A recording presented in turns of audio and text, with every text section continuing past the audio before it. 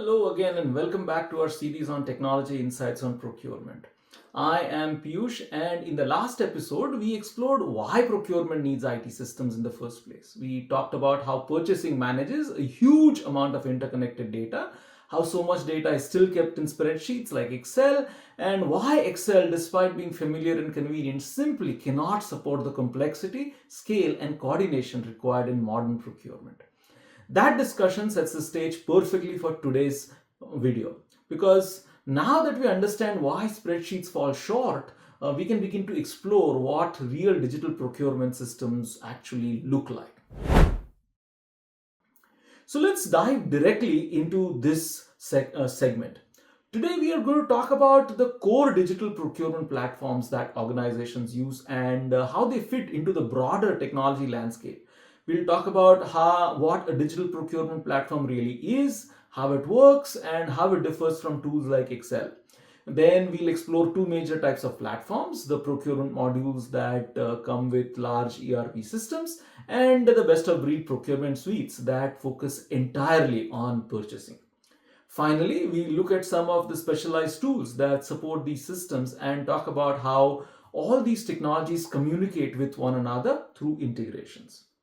By the end of this episode, you should have a clear mental map of the digital procurement ecosystem. Let's begin by talking about what we actually mean when we say digital procurement platform. A digital procurement platform is a software environment built specifically to manage and automate the activities of purchasing. It does far more than store data. It provides a structured way for people to request items, route approvals, create purchase orders, manage contracts, collaborate with suppliers, receive invoices, and track spending. Under the hood, it keeps relational databases that store information about suppliers, item prices, transactions, and budgets. And it enforces rules like who can approve what, whether budget is available, or whether a purchase must go through a certain supplier. Most importantly, it connects to other parts of the business. A procurement platform doesn't live alone. It talks to finance systems for budgeting, to inventory systems for stock levels, to supplier systems for confirmations, and to analytical tools for reporting. Everything is connected and everything leaves an audit trail.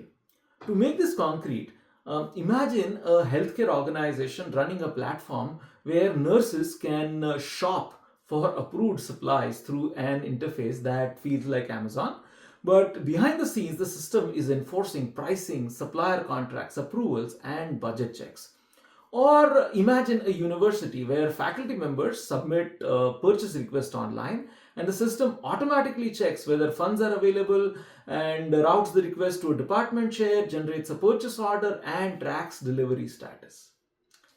These are digital procurement platforms in action. Now that we've defined what a digital platform is and what it does, becomes even more clearer why Excel is not one. So in the previous section, we talked about how many organizations still rely on spreadsheets, but as you would recognize, these spreadsheets don't qualify as digital platforms because they cannot enforce workflows. They have no structured database. They don't integrate with finance or suppliers, and they cannot scale or maintain data integrity. Excel stores numbers, procurement platform manages processes and ensures governance. That distinction is critical. With that foundation in place, let's now explore the first major type of platform, which we call as ERP system.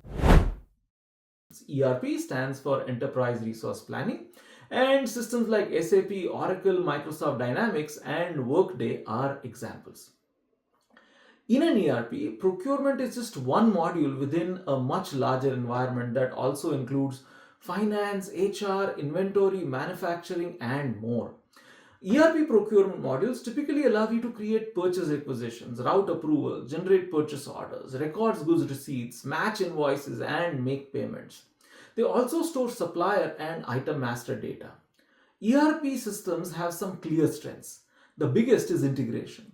When a requisition is approved, the budget is checked automatically through the finance module, and when goods are received, inventory is automatically updated. When an invoice is posted, financial liabilities automatically adjust.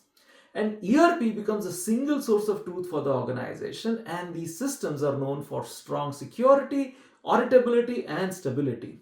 Once configured, an ERP procurement module is predictable and consistent, but they also have limitations. They are not always user friendly. Anyone who has used classic SAP screen knows that they can feel rigid and overwhelming.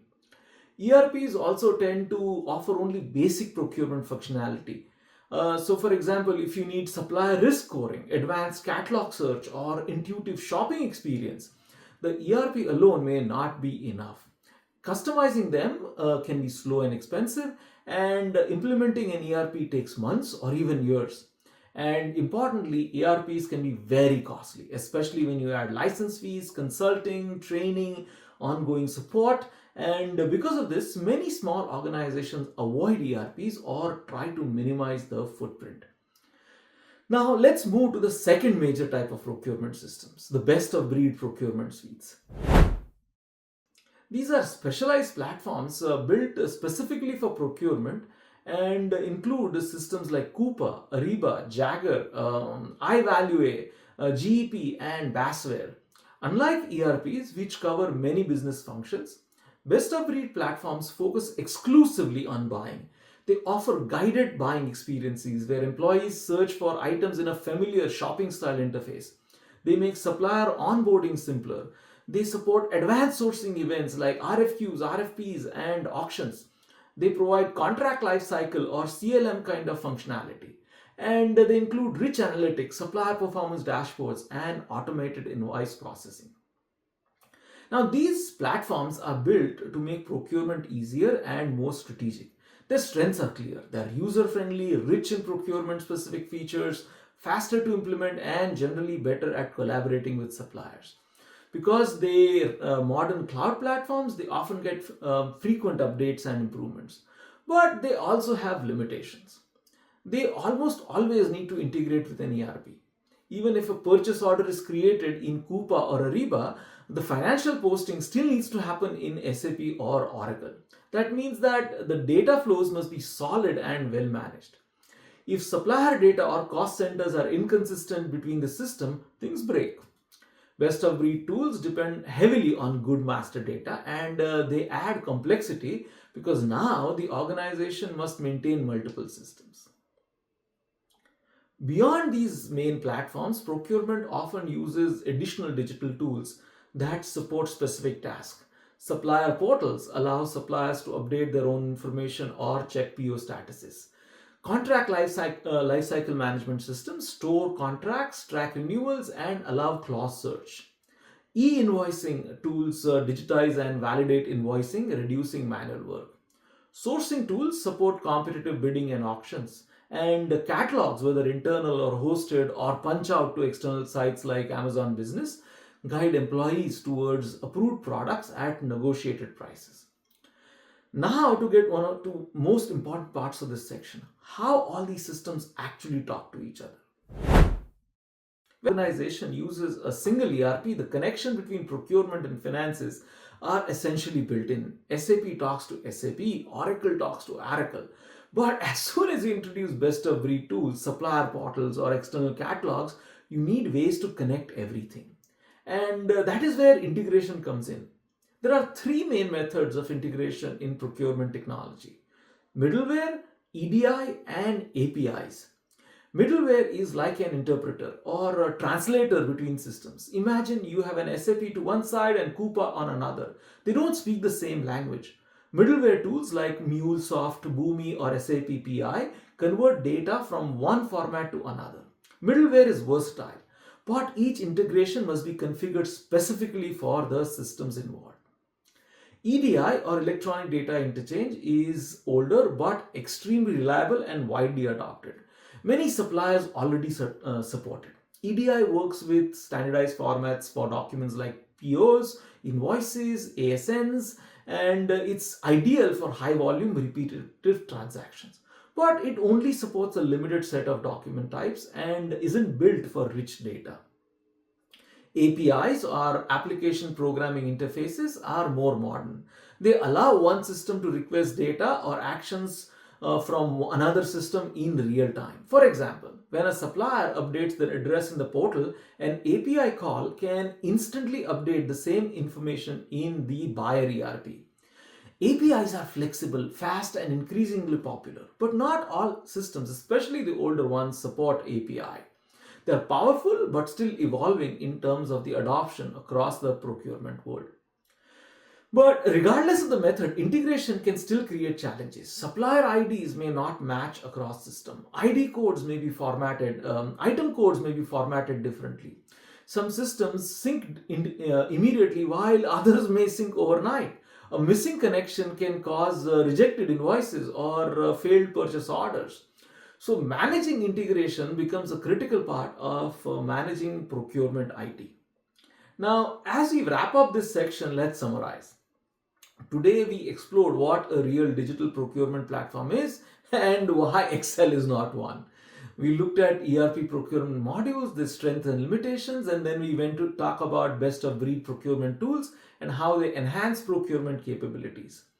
We reviewed supporting technologies like portals, CLM, sourcing platforms, and catalogs. And finally, we dug into the basics of integration, how middleware, EDI, and APIs help system communicate.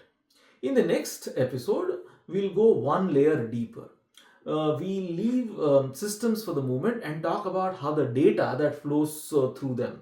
We'll explore the different master data, procurement master data, transaction data, and why data accuracy is important, and how data governance keep everything clean and consistent. Well, thank you for joining me, and I will see you with the new information in segment 3.